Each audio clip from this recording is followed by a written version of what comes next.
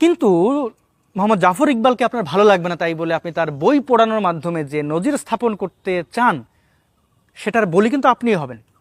যেমন আমার কাছে এরকম অসংখ্য বই আছে, 1400 বছর আগের একজন মরুর ডাকাত লিখেছিল এই পুস্তকগুলো, এবং এই পুস্তক আমার কাছে কোনো মূল্যই রাখে না।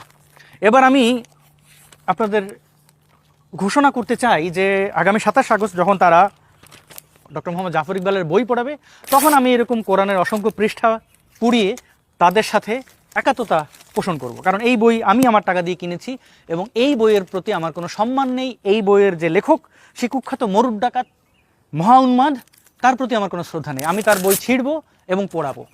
দেখি আপনারা বই ছেঁড়া এবং পড়ানোর উদাহরণ যেটা তৈরি করেছেন সেটা আপনারা কতদূর বাস্তবায়ন করতে পারেন।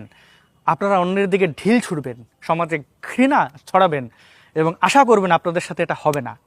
এটা তো খুবই ভুল।